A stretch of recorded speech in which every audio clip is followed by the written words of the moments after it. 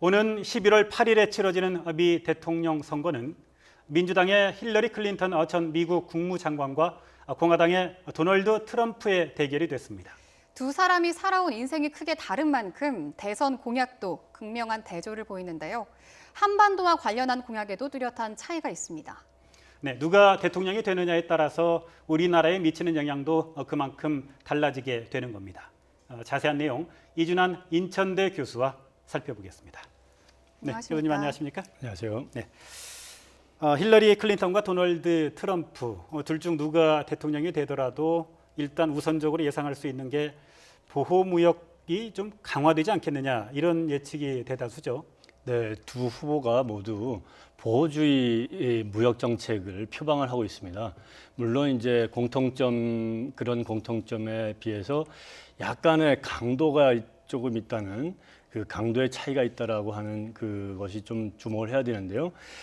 일단 도널드 트럼프 입장에서는 모든 그 무역 협정을 재협상해야 된다. 네. 이런 그 강조점을 두고 있어요. 미국의 일자리를 빼앗기 때문에 뭐 WTO라든지 TPP라든지 한미 FTA 이거 다 재협상을 해야 된다 이런 입장이고요. 예. 이에 비해서 힐러리는 불공정한 무역협정 이런 것은 반대한다 이런 거죠. 이 무역협정으로 인해서 기업들은 이익을 보는데 미국의 노동자 이익을 많이 못 보기 때문에 이걸 좀 바꿔야 되겠다 이런 강도 이런 차이점에 조금 드러나는 것이 있습니다. 네, 그렇다면 두 사람 중 한 명이 대통령이 되면 우리나라와의 FTA는 어떻게 되는 겁니까? 이제 누가 되느냐에 따라서 좀 다를 것이고요. 네. 또 그 다음에 된다 하더라도 이 의회에서 양국의 의회에서 어떻게 수순을 밟느냐에 따라서 달라질 거라고 보는데 일단 도널드 트럼프는 아까도 얘기했다시피 재협상 해야 된다는 것이지만 힐러리 클린턴의 입장에서는 재협상을 아직 명시적으로 주장하지는 않았습니다. 그런 네. 차이가 있는 거죠. 이거 한미 FTA 같은 경우에는 양국의 정부가 협상을 하게 해서 의회를 통과를 했거든요. 네. 그래서 이것을 재협상을 하든지 폐기를 하려면은 그에 상응하는 절차를 밟아야 되지 않느냐 이런 그 상황이기 때문에 대통령이 뭐 일방적으로 폐기하겠다, 협상 안 하겠다, 재협상하겠다 한다고 해서 그대로 그것이 지켜지리라 예상하기는 좀 어려운 상황이죠. 네, 그런데 한미 FTA 같은 경우 이미 국제적인 협상을 통해서 타결이 된 거 아닙니까? 그런데 이제 미국이 자국 내의 상황을 이유로 협상을 파기하거나 재협상하자고 제기할 경우에 이 국제사회에서 그 미국의 그 신뢰도는 뭐 추락할 수밖에 없는 상황 아닌가요? 그렇죠. 이 외교 협정이라고 한 것은 정부 간에 협상을 해서 의회의 각국의 비준을 받아야 되는 대상인데 한쪽에서 일방적으로 파기한다. 그러면 다른 외교 협정들 누가 그것을 신뢰할 수 있으며 누가 그걸 지키겠느냐 이런 문제가 잇따르게 되는 거죠. 또 한미 FTA와 관련해서도 이 종료를 하는 조항이 또 관련이 있습니다. 예. 한쪽에서 종료를 하겠다 또는 협상을 이걸 이제 효력을 없애겠다라고 했을 때에는 서면으로 그걸 제출해서 180일 이후에 그것이 없어지는 그런 조항이 있고 그 상대국에서는 180일 이 안에 다시 협상을 하자, 협의하자라고 하는 의견을 제시할 수 있게 되기 때문에 정해져 있는 절차에 따를 수밖에 없다 이렇게 볼 수 있겠습니다. 예, 그렇군요. 환태평양 경제 동반자 협정, 그 TPP 있지 않습니까? 아직 우리나라는 뭐 협정에 가입하고 있지는 않은데요. 여기에 대한 입장도 좀 그 양 후보가 다른 것 같아요. 맞습니다. 도널드 트럼프는 이 환태평양 경제 동반자 협정에 대해서 무조건 반대를 하고 이 재협상해야 된다라고 하는 입장을 일관적으로 제시한다면 힐러리 클린턴의 입장에서는 조금 오락가락한다라고 할 수도 있습니다. 네. 실제로는 한미 FTA나 이 TPP에 대해서 힐러리 클린턴은 찬성의 입장을 의회에 있을 때, 그다음에 대통령 선거에 나오기 전에는 찬성을 해왔었죠.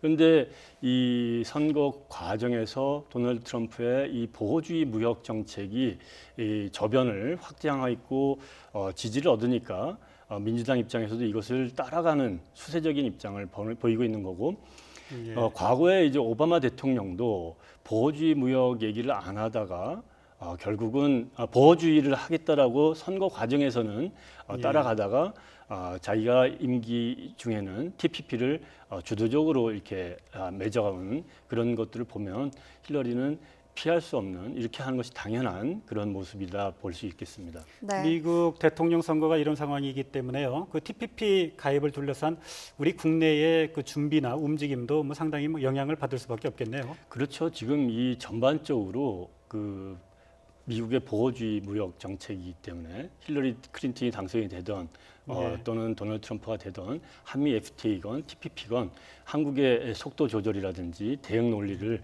당연히 준비해야 될 네. 그런 위기에 있습니다. 네. 예. 이 한반도 정책에서도 두 후보가 완전히 다른 입장을 보이고 있는 것 같은데요. 힐러리 같은 경우에는 현 동맹 질서를 유지한다 이런 입장인 반면에 트럼프는 다른 나라의 일에 개입하지 않겠다 이런 입장을 밝혔는데요. 어떻게 다른지 좀 설명 부탁드릴게요. 예, 도널드 트럼프 같은 경우에는 미국의 일에는 미국만 신경 쓰고 예. 바깥의 일에는 신경 안 쓰겠다, 개입 안 하겠다.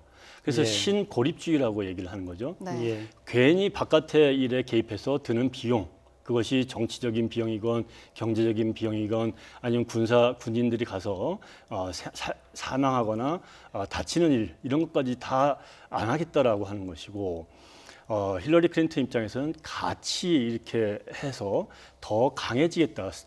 스트롱걸 투게더 해가지고 예. 그런 입장을 가지고 있는데 굉장히 극명하게 달라지는 거죠.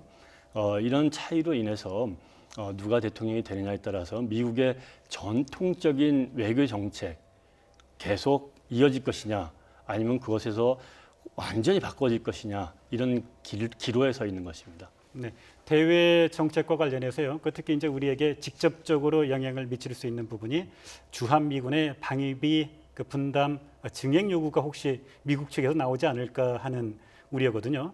트럼프는 사실은 주한미군의 그 주둔비를 그 동맹국들이 100% 내야 된다 이렇게 주장을 하고 있고요.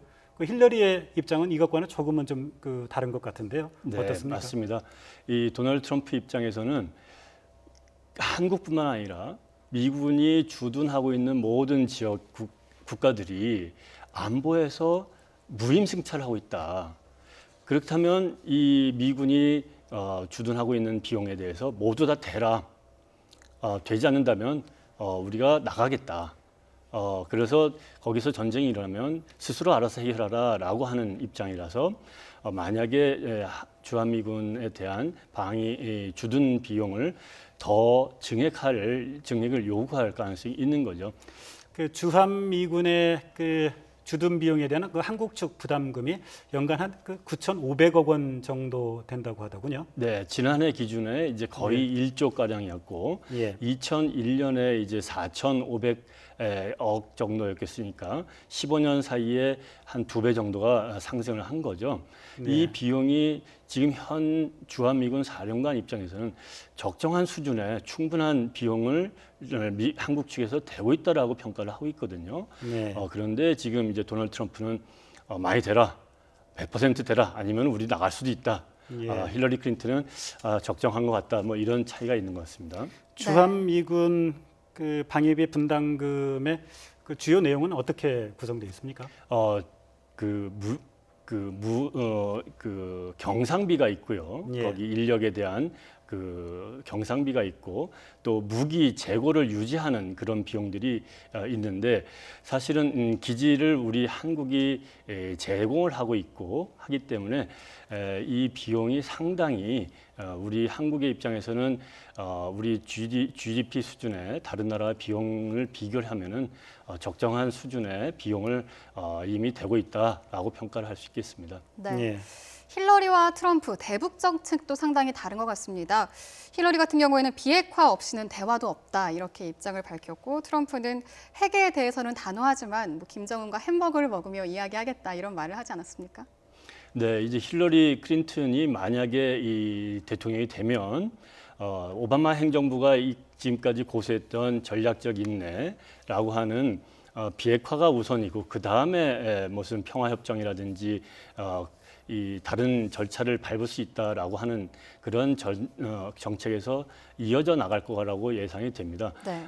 근데 그에 비해서 이제 도널드 트럼프 같은 경우는 굉장히 우스운 얘기인데 김정은 만나서 얘기하고 그것도 맥도날드 먹으면서 협상을 하겠다라고 하는 건데 네. 이 북한에 대해서 얼마나 많은 그 프로그램이 준비되어 있는지 도널드 트럼프 측에서 그것은 아직 미지수로 보이고요. 네. 한간에는 이제 힐러리 클린턴이 만약에 대통령이 되면 빌 클린턴이 대통령 할 시기에 예. 북한과 미국 사이의 관계가 정상화될 수순까지 가다가 이제 임기가 종료가 됐거든요. 예. 그래서 만약에 그런 상황이었다면 힐러리 클린턴이 빌 클린턴의 북미 관계의 전략 그 정책에 이을 것이냐 그런 희망 섞인 관측도 하는데 현재로서는 그렇지 않고 좀 더 강경한 그 기조가 오바마 행정부 이후로 이어질 것으로 보이는 상황입니다. 네. 예. 두 후보의 공약과 정책이 뭐 극명하게 다르기 때문에요. 또 이게 전 세계에 미치는 영향이 뭐 그만큼 클 수밖에 없기 때문에요. 누가 대통령이 되느냐에 따라서 뭐 미국민들의 관심뿐만 아니라 뭐 세계인의 관심이 쏠리고 있는데요. 근데 이제 정작 궁금한 건 누가 과연 대통령이 될 것인가? 현재 미국 내 민심은 어떤가 하는 거거든요. 최근에 이제 양 당이 전당대회를 치르지 않았습니까? 그 이후에 여론 추이는 어떻습니까? 예, 최근 이제 지난 주말에 바로 며칠 전이죠. 하루 이틀 전에 이제 미국의 민주당 전당대회가 끝나서 여론조사가 막 나올 텐데 예. 힐러리 클린턴의 지지율이 도널드 트럼프를 이제 능가하는 그런 상황으로 이제 보이는 것 같습니다. 네, 네. 지금 화면에 나오는데요. 최근에 보니까 이게 로이터 통신 입소스의 여론조사 결과인데요. 이게 7월 25일에서 29일이니까 가장 최근의 여론조사 수치인 것 같아요. 맞습니다. 이제 바로 전당대회가 끝날 즈음에 이 여론조사를 한 건데요. 예.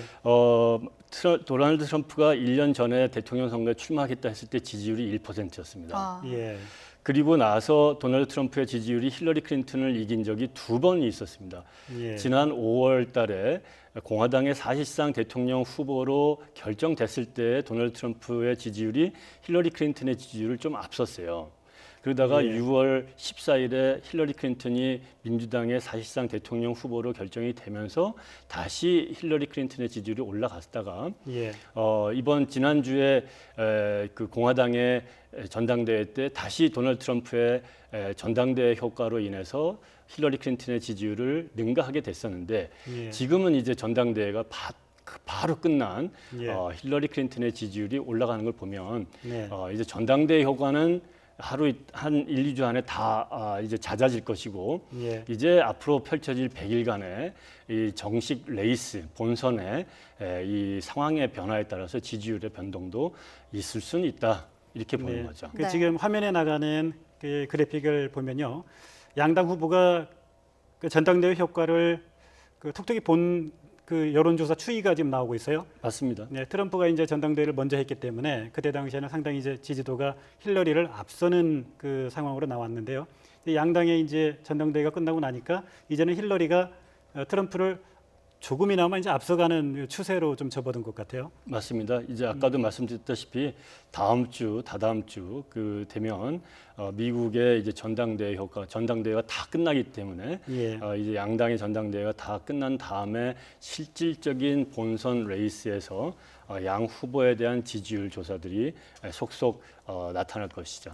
네, 예. 앞서 100일간의 정식 레이스다 이렇게 표현을 해주셨는데 앞으로 남은 일정은 어떻게 됩니까? 미국의 대선은 거의 뭐 한 달을 합니다. 네. 지금까지 이제 이렇게 예비 경선을 다 끝냈고 지난 예. 2주 동안에 전당대회를 마쳤습니다. 이제 9월 달 되면 대통령 TV 토론회를 3번을 하고요. 예. 부통령 TV 토론회를 1번 합니다. 예. 그리고 나서 이제 11월 8일 대통령 본선을 하고 또 여기는 미국의 이제 경선 이게 간접 선거라서 예. 12월 19일 날 또 선거인단이 다시 투표를 하는 형식적 절차를 밟은 다음에 거기에서 1월 20일 날 내년이죠. 대통령이 취임하는 그런 일정이 남아 있습니다. 네. 네. 미국 대통령 선거 일정 가운데 가장 뜨거운 관심사 가운데 하나가 이제 TV 토론 아니겠습니까? TV 토론을 통해서 양 후보들의 이제 우열이 드러나는 경우가 적지 않은데요. 이번 TV 토론은 그 어떤 점을 그 중점적으로 봐야 할까요? 일단 TV 토론에서 누가 더 대통령다우냐, 또 누가 더 준비되어 있느냐, 그리고 누가 덜 실수를 하느냐, 이 세 가지 이제 포인트가 되는데요. 앞으로 남은 100일 동안에 이 TV 토론회를 포함해서 지금 남아 있는 것은 이 비호감을 누가 더 많이 극복하느냐. 네. 힐러리 클린턴이건 도널드 트럼프건 지금 비호감 지수가 제일 높은 역대 대통령 후보라고 돼 있기 때문에 네. 이걸 얼마나 극복하느냐. 두 예. 번째로는 이 당내의 분열이 굉장히 심한 상황이죠. 예.